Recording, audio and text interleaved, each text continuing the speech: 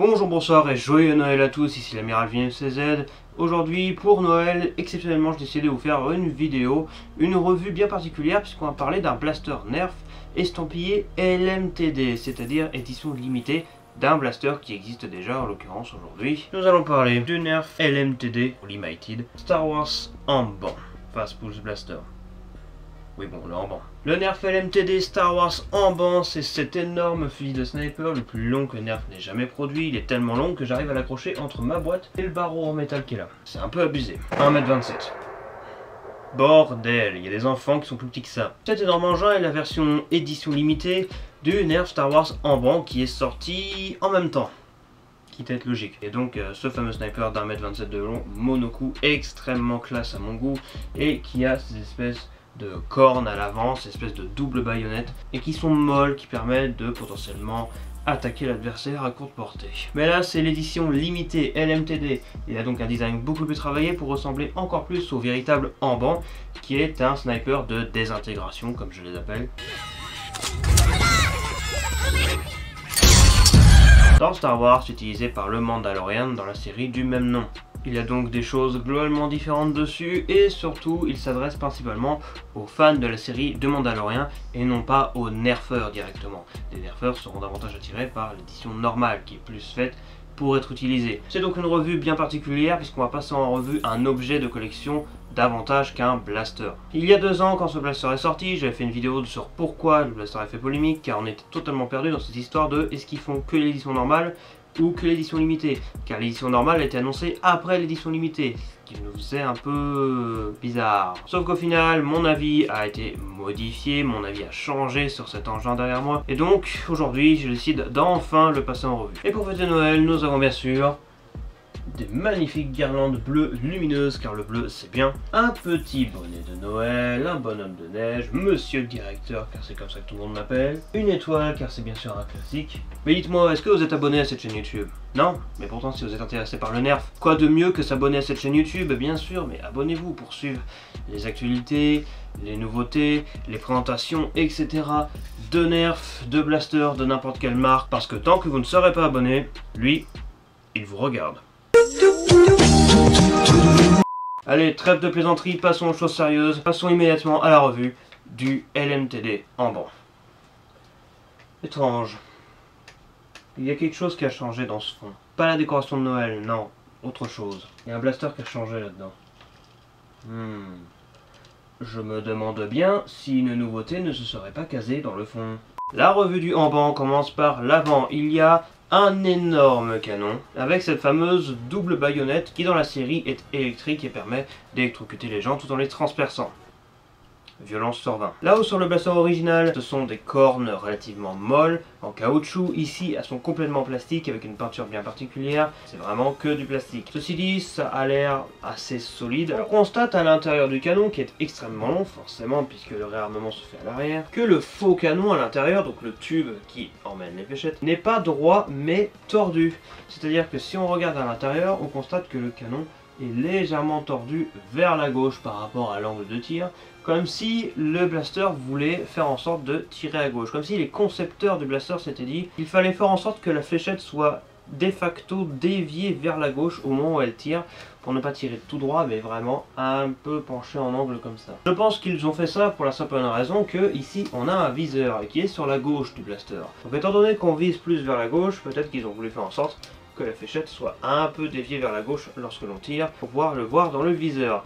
Mais encore une fois, c'est un blaster collector qui n'est pas forcément fait pour être pratique à l'utilisation et vous allez vite vous en rendre compte que ce viseur ne sert à rien. Mais c'est tout de même sympa d'avoir essayé et ça pourrait être potentiellement intéressant pour le blaster de base, bien que le viseur reste un peu étrange, mais on va y revenir. Le canon est donc extrêmement long, extrêmement sympathique esthétiquement bien sûr, il est vraiment très joli. Ici on a une partie rouge avec une espèce de semblant de métal ici, mais pas à l'avant, uniquement ici ainsi qu'un peu plus loin à l'arrière. On notera de l'autre côté que ici et sur une partie blanche là, juste ici, il y a des indications écrites des références copyright, Hasbro, Lucasfilm, etc. ainsi que l'année de production et de création du blaster. Et à l'arrière du canon, on retrouve donc ce viseur qui est connecté via une sorte de morceau de plastique à couleur dorée. C'est un doré plutôt sympathique, c'est juste de la peinture, mais ça donne un effet brillant, doré encore une fois vraiment sympa que l'on retrouve ailleurs dans d'autres parties du blaster. Et sur cette partie dorée, on retrouve un bouton et il est bien fonctionnel ce bouton, contrairement à la version normale du blaster qui lui n'a aucune fonction supplémentaire à part tirer. Et il se trouve que ce bouton active une loupiote, une sorte de petite lampe rouge à l'intérieur du viseur qui donne un effet lumineux lorsque l'on vise. C'est assez minime, pas forcément utile, mais ça donne un effet sympathique lorsque l'on regarde à l'intérieur du viseur. Ceci dit, il n'y a qu'une seule loupiote rouge, ça ne prend pas tout le contour du viseur, ça n'illumine en fait que le dessous. Donc c'est assez dommage, j'aurais préféré une lampe qui illumine vraiment tout le contour du viseur, mais pourquoi pas, c'est un ajout sympathique, cette petite lampe. Certes long, mais restant assez sobre, c'est tout pour ce qui est de la partie du canon, et qui s'arrête juste ici. Sur la version normale du blaster, que lorsque l'on reçoit, il faut normalement le monter. Ici, c'est là que se fait la séparation. Il faut assembler le canon sur la partie du reste du blaster. Cependant, sur la version collector, lorsque vous le recevez, il est déjà tel quel. Il est comme ceci, dans une boîte exclusive, dans laquelle le blaster est enfermé dans une espèce de coque plastique. Mais malheureusement, on a vu énormément de livreurs et de vendeurs qui ne prenaient pas soin de ces boîtes, et moi-même personnellement lorsque j'ai reçu ce blaster, la boîte était défoncée. Je trouve ça extrêmement dommage, qui plus est, c'est une boîte qui est censée être collector, et ben là autant vous dire que vu l'état dans lequel vous le recevez, la plupart des cas, elle n'a plus rien de collector. Mais bon, je l'ai gardé quand même et l'ai reconstruit à coup de scotch. Mais je trouve ça franchement dommage que les livreurs ou fournisseurs, je ne sais pas qui a fait la bêtise, fassent vraiment n'importe quoi avec les emballages des blasters. Mais blague à part, passons à la partie blaster de l'engin. À l'avant, on retrouve donc le passage vers le canon. Ce tube là ici ne sert à rien à paraître esthétique. Du moins, ne sert à rien sur le blaster original. Car ici, il y a de l'énergie qui passe. Ce blaster produit des sons, contrairement à la version originale, lorsque l'on tire ou qu'on le réarme. Démonstration. Vous avez uniquement de ce côté une grille ici. Il s'agit de l'enceinte qui produit le son. Et donc pour alimenter ceci ainsi que la loupiote dans le viseur, vous avez ici, contrairement à la version normale du blaster, une trappe pour des piles. Ce blaster demande 2 piles triple A et pas double A, ce sont des LR3, donc vraiment les petites piles longues. Il en faut 2, elles ne sont pas nécessaires au fonctionnement du blaster, uniquement à produire le son et allumer la lampe. Autrement, même sans pile, le blaster sera parfaitement fonctionnel, il n'y aura juste pas de son ni de lumière. Exactement comme sur la version normale en fait. Pour ce qui est du son, vous avez donc un son lors du tir, ainsi qu'un son lors du réarmement. Et donc c'est dans ce tube très probablement que passe l'énergie des piles. Les piles sont ici, donc il doit y avoir des fils qui les relient aux enceintes, aux micro-switch et bien sûr au viseur. Pour finir avec le viseur tout de même, il faut quand même noter comment fonctionne le viseur. Ok, il y a une loupiote, c'est intéressant, mais à partir du moment où vous regardez dedans, certes on est en plein dedans, c'est sympathique, mais le viseur est complètement flou. On ne voit rien du tout, mais vraiment rien. C'est comme le plastique d'une bouteille d'eau cristalline. On voit plus ou moins la même chose à l'intérieur, mais même encore plus flou. Enfin, ce n'est pas flou, c'est juste comme si c'était épais, beaucoup trop épais pour qu'on puisse y voir à travers. Malheureusement pour ma caméra, c'est vraiment compliqué de regarder à l'intérieur, donc j'ai dû filmer depuis l'avant du viseur, mais au final ça revient exactement au même, et on constate assez rapidement que et ben voilà, on ne voit rien à travers de ce viseur. Avec ou sans loupiote, pour le coup, ça ne change rien. Enfin bref, de toute manière, ce n'est pas extrêmement grave. Encore une fois, il s'agit d'un blaster collector. Par contre, pour la version normale, ça risque d'être un peu plus gênant pour viser, étant donné le système du canon qui veut que la fléchette parte vers la gauche. Bon, ça ne fonctionne pas forcément, ce système, bien sûr. Ça dépend des fléchettes que vous mettez, mais globalement, ce viseur est assez inutilisable dans l'état, il faudra potentiellement le modifier. Je parle surtout de la version normale en disant ça, puisque sur la version collector, encore une fois, ça sert à rien de modifier, encore une fois, il est fait pour la collection. Si vous cherchez un ruban pour le modifier, le bricoler, le repeindre, etc., prenez la version normale. À moins que vous désirez vraiment avoir les sons. Dans ces cas-là, libre à vous de choisir, mais la version collector sera bien sûr beaucoup plus chère. Enfin bref, passons à l'arrière du blaster, avec cette énorme crosse. Cette crosse extrêmement creuse, extrêmement arrondie, colle parfaitement à mon épaule, il n'y a aucun souci, elle est très confortable. Par contre, au vu de la manière auquel on la prend, ça raccourcit considérablement l'efficacité de sa longueur. Cette crosse servant également de poignée, on constate assez rapidement qu'il y a un creux juste ici pour y passer le majeur, ainsi que l'index sur la queue de détente, et bien au final ça fait quelque chose d'assez court et pas forcément des plus confortables. Je suis vraiment recroquevillé limite sur moi-même, alors que je suis assez grand, je fais 1m80, donc globalement ça me va bien, ça ne me gêne pas, je peux parfaitement viser comme ça pose pas de problème, mais c'est vrai que visuellement ça fait un peu bizarre. Peut-être que ce blaster sera plus efficace si on est accroupi, car debout c'est vrai que ça fait assez particulier. Qui plus est, pour viser dans le viseur il faudra se mettre comme ça, donc je vous laisse imaginer un peu la posture avec laquelle vous vous affichez. Mais ça n'en reste pas moins une crosse relativement confortable, rien de vraiment négatif à dire dessus. Elle reprend un effet bois pour s'inspirer du véritable Amban qui est une crosse en bois. Mais c'est du plastique. Enfin, passons aux choses sérieuses avec la partie centrale du blaster. Il s'agit d'un fusil de sniper avec un système bien particulier. Vous ramenez cette culasse qui fait tout le tour du blaster vers l'avant, ce qui ouvre le capot. Il n'y a absolument aucune résistance, ça glisse tout seul, ce n'est pas ça qui réarme le blaster. Une fois que cela est fait, vous avez accès à l'intérieur de la culasse avec un unique tube pour y mettre une unique fléchette élite. Ce système est relativement intéressant puisque l'on pourrait rapidement se poser la question de mais comment ça fonctionne tout ça. Une fois que vous avez mis une fléchette à l'intérieur, en ramenant la culasse vers le bas, vous allez ramener vers le bas également évidemment le tube qui contient la fléchette. Je vais vous l'expliquer, mais avant tout démonstration. Je prends une fléchette élite, tout ce qu'il y a de plus classique, je la mets vers l'avant à l'intérieur, je referme la culasse, ce qui provoque le son du réarmement. Puis il ne reste plus qu'à réarmer le blaster, et c'est là que la culasse entre en jeu, car ramener cette culasse à l'arrière est plus difficile que la ramener en avant, car c'est là que le ressort se comprime et que le blaster se réarme. Le blaster est désormais prêt à tirer. Il ne reste plus qu'à appuyer sur la détente pour faire feu. Pour expliquer vite fait comment fonctionne le son, au niveau de la détente vous avez deux systèmes, le premier qui déclenche le tir, comme un blaster mécanique classique, et il y a également un micro switch qui sont ces espèces de petits boîtiers métalliques minuscules avec un bouton qui sont appuyés de X ou Y manière, par exemple avec une détente notamment sur un blaster électrique. Avec ce petit bouton, lorsque la détente appuie dessus, ça active les moteurs. Ici au lieu d'activer des moteurs, le micro switch va activer un son. Aussi simple que ça. D'ailleurs, on constate que l'appui du micro switch et le déclenchement du tir ne sont pas exactement au même millimètre lorsqu'on appuie sur détente, ce qui veut dire que l'on peut déclencher le son avant de tirer si on appuie doucement.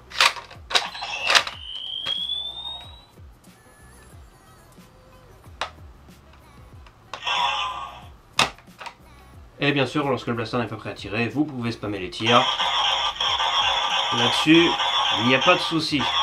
Pour ce qui est du son du réarmement, il se trouve qu'à l'intérieur de cette culasse, on retrouve une sorte de petit bouton blanc sur le côté, auquel lorsque j'appuie dessus à la main, ça provoque le son. Et vous pouvez réappuyer dessus plusieurs fois à la suite pour déclencher le son. Et vous pouvez bien sûr réappuyer plusieurs fois de suite dessus pour déclencher en boucle le son de réarmement du blaster. Ce bouton sert également de sécurité, c'est pour ça que vous le retrouverez probablement également sur la version normale du blaster. Encore une fois, comme pour la détente, ce petit bouton a deux effets. Et d'une, il provoque le son. Et de deux, il sert de sécurité pour empêcher la culasse de revenir toute seule derrière. Ce qui fait que si vous vous embêtez à rester appuyé sur ce bouton de sécurité et de ramener à la main le tube vers le bas, ça pour le coup il faut le faire,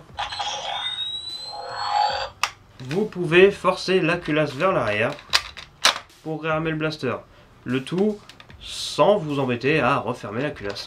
À partir du moment où le blaster est réarmé ou de toute manière que la culasse est vers l'arrière, le bouton de sécurité ici présent n'est plus actif, il reste enfoncé, ce qui veut dire que vous pouvez ouvrir et fermer autant de fois que vous voulez la culasse, car cette dernière possède un verrou fait exprès pour pouvoir l'ouvrir n'importe quand.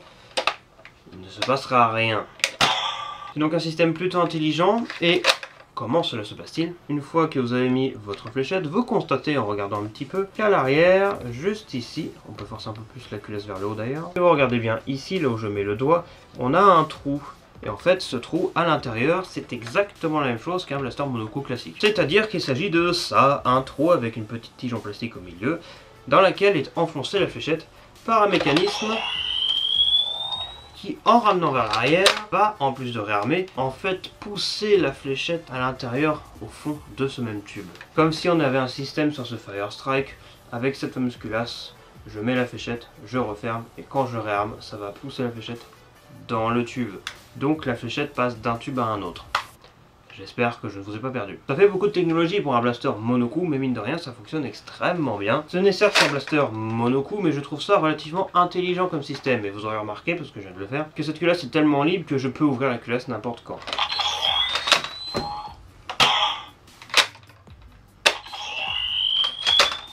Enfin, dernière petite information sur le système, ce blaster possède le slam.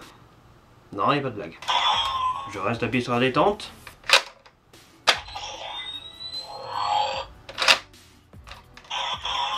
J'ai tiré.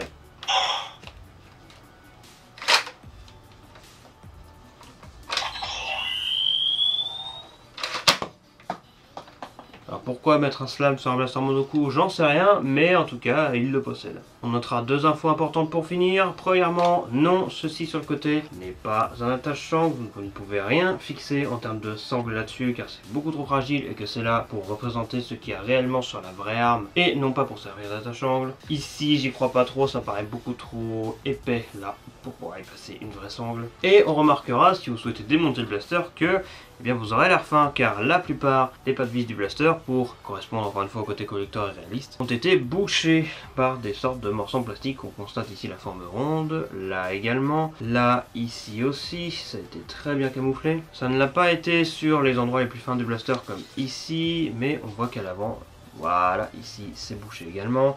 Bref, la plupart des pas de vis sont bouchés, donc pour démonter le blaster, je vous souhaite beaucoup de courage. Encore une fois, c'est fait pour être collector et non pas pour être démonté. Je parierais le fait que sur la version normale, les pas de vis ne sont pas nécessairement bouchés, à moins qu'ils ne se soient pas embêtés, qu'ils ont fait la même chose que la version collector, mais en moins bien, ce qui m'étonnerait tout de même. Finissons en précisant la partie la plus importante du blaster, au-delà du réalisme, la peinture. Bien sûr, la peinture est excellente, elle est faite pour ressembler le plus possible à ce qu'il y a dans le genou, dans la série. Bon, très clairement, ça ne rapporte pas exactement ce qu'on a, je veux dire le blanc comme ça, de ce que ça, il n'y en a pas. Mais ça donne un look vraiment très sympathique, avec ces effets de doré, tant sur le viseur que sur le dessus ici, que sur le contour global du blaster, avec cette espèce de sorte de bague ici, avec écrit Star Wars d'un côté et Nerf de l'autre. Cette espèce de décoration ici qui est plutôt sympa. Le viseur qui a un esthétique plutôt sympathique malgré son inutilité. En tout cas, vraiment sympathique esthétiquement comme blaster.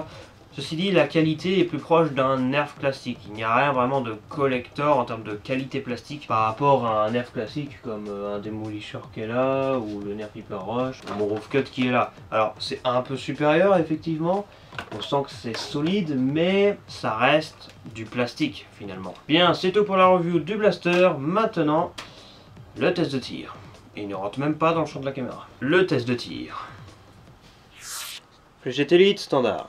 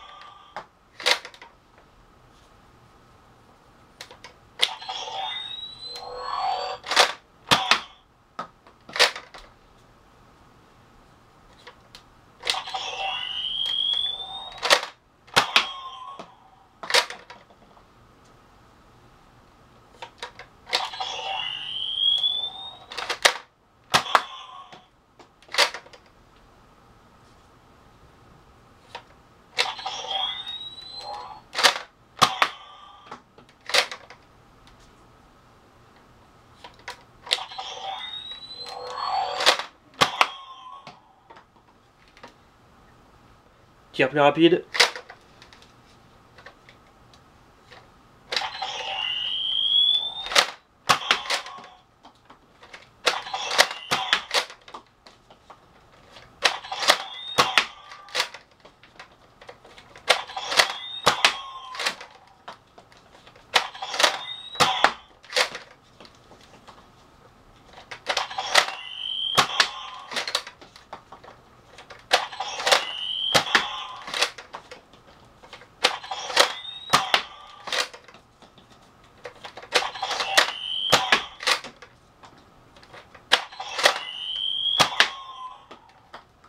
Slamfire, et non, ce n'est pas une blague.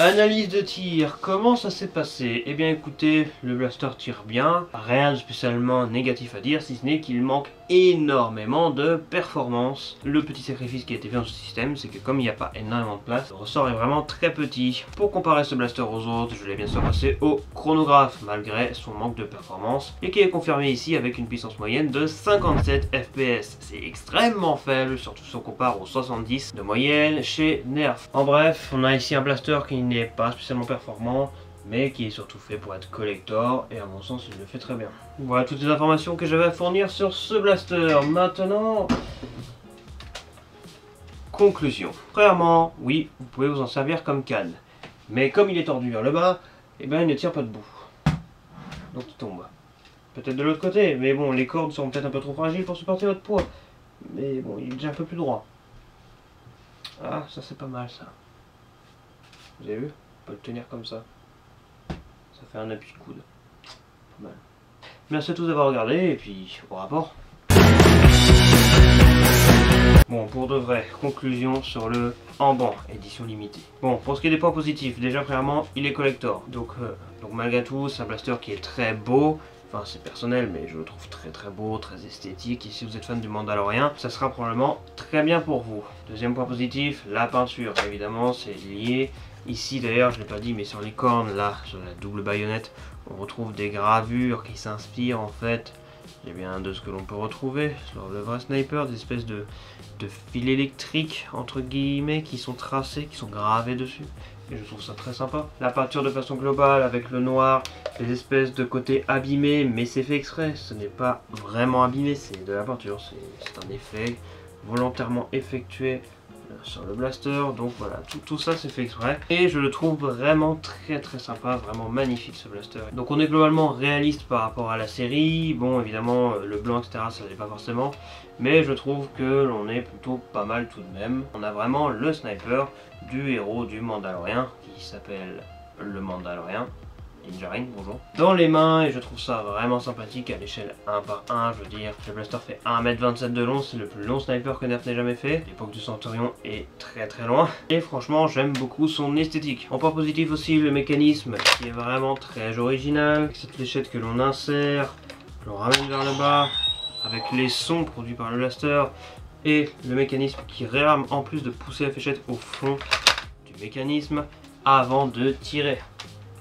Le son est de plutôt bonne qualité, ça ne s'entendra pas forcément dans la vidéo, mais dans les faits quand on tire,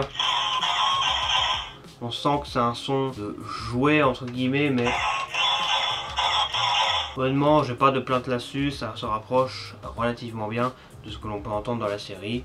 La qualité du son est pas mauvaise pour du Hasbro. Le système de canon intelligent, c'est une tentative de pouvoir faire en sorte que la visée se fasse vraiment bien malgré que le viseur soit sur le côté. Petite dédicace à l'extracteur plus zoom dans Splatoon 3, ça fait plaisir. Honnêtement, je trouve ça plutôt classe et bon, on va pas forcément viser comme ça, mais c'est sympa d'avoir essayé de faire ce système de déviation de fléchettes. Pour ce qui est des inconvénients, je citerai déjà que la qualité n'est pas parfaite, ça aurait pu être mieux. Ça reste plastique. La qualité n'est pas parfaite, elle aurait pu être meilleure. Plus est pour ce qui est de cette trappe, on voit ici que on a un coin un peu tordu vers le haut, et ça c'est un défaut que j'ai vu. Si vous avez le malheur de forcer un peu trop cette trappe, cette espèce de partie pointue on va dire, va venir se coincer et rentrer à l'intérieur de la coque du blaster, et là c'est la fête, vous avez la coque de la trappe qui est coincée vers le haut, et du coup c'est génial, vous êtes obligé de tordre un peu comme ça pour pouvoir la décoincer si vous voulez pas tout péter. Donc ne forcez pas trop ça vers le haut parce que c'est assez fragile. Le viseur, il est vraiment beaucoup trop flou pour être utilisé, il est même inutilisable, disons-le. On peut viser dedans, mais on voit rien. Je trouve ça dommage que ce viseur soit beaucoup trop flou. Un autre inconvénient, bon ça c'est lié au fait que ce soit collector, mais c'est bien sûr le prix. 130 € à la sortie, c'est moins cher que d'autres blasters collector ceci dit. Mais ouais, Nerf LMTD, 130 € pour le Amban. La version normale coûte une cinquantaine de $, car en France bien sûr on n'a pas eu de chance, on n'a pas eu beaucoup de modèles. Vous le trouvez pour environ 80 voire 90 €. Aujourd'hui le Amban, la version limitée que j'ai dans les mains, coûte moins cher, le prix a baissé en 2 ans tout de même. puisqu'on le voit maintenant à une centaine d'euros. Un point négatif qui touche au nerfeur cette fois, c'est le fait qu'il soit peu performant, 57 FPS de moyenne avec des fléchettes fournies, et des fléchettes élites de façon globale, et même avec d'autres fléchettes de toute manière c'est plus ou moins la même chose, je trouve ça assez dommage. Donc ça tire pas fort, mais c'est pas mauvais pour autant, je me suis déjà battu en intérieur avec, bon c'est très long donc pas forcément maniable, mais dans les faits il n'est pas spécialement lourd, donc il n'est pas si immaniable que ça, dans les faits ça va, il est juste long, et donc ouais le fait qu'il manque de pêche, c'est dommage. Et c'est à peu près tout pour ce qui est des avantages, inconvénients et la conclusion de ce blaster.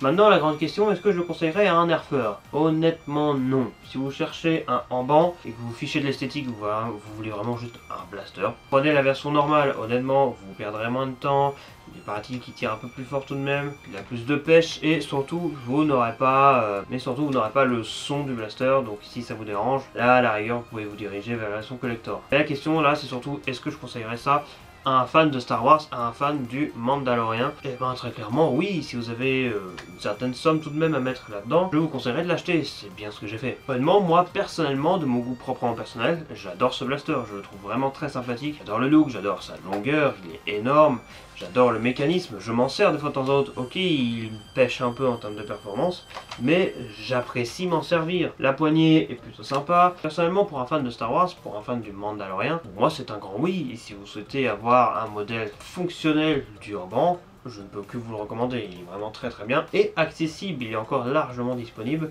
sur nos terrains français. Vous espère avoir fourni suffisamment d'informations pour vous faire prendre une décision sur si vous allez acheter ce blaster ou la version normale ou non. Si la réponse est positive, vous avez le lien vers les deux versions, la version LMTD, la version Limited Collector et la version normale, complètement orange, dans la description de cette vidéo. Merci d'avoir regardé cette revue, j'espère qu'elle vous aura plu. Non, ce n'est pas la dernière de l'année 2023, il reste encore un petit dernier plutôt sympa, rien de spécial, juste l'une des plus grosses nouveautés de l'année qui nous attendent encore avant de terminer cette année 2023. Quant à moi, je vous dis à la prochaine pour une future vidéo de nerf ou d'autres choses. Amiral VMCZ, au rapport.